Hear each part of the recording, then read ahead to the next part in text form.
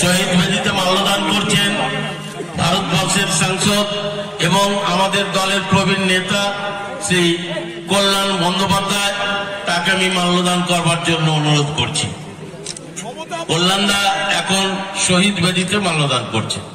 সর্বভারতীয় তৃণমূল কংগ্রেসের সভানেত্রী মমতা বন্দ্যোপাধ্যায়ের পক্ষ থেকে আজকের শহীদ স্মৃতি তর্পণে আমাদের লোকসভার মুখ্য সচেতন সাংসদ কল্যাণ বন্দ্যোপাধ্যায় মাল্যদান করছেন।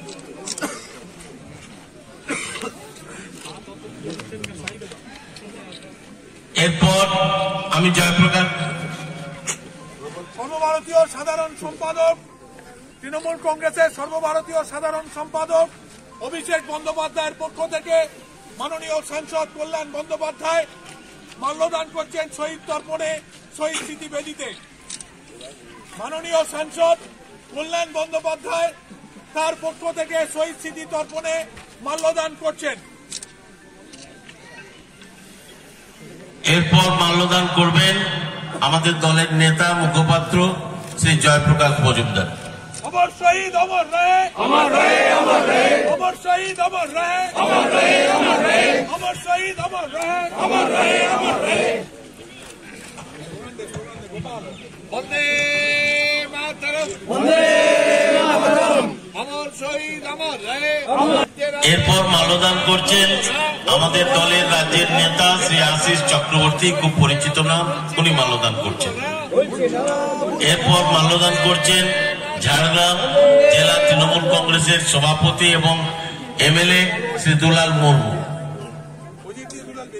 এরপর মাল্যদান করছেন এই এলাকার বিধায়ক এবং মাননীয় মন্ত্রী শ্রীমতী বীরবাহা হাঁসদা।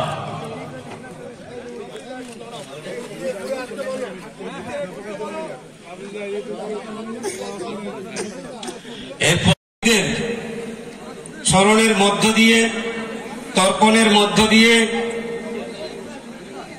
আজকের এই দিনটাকে আরো বেশি করে ঐতিহাসিক, স্মরণীয় এবং বরণীয় করার জন্য আমরা প্রত্যেক বছর সমবেত হই।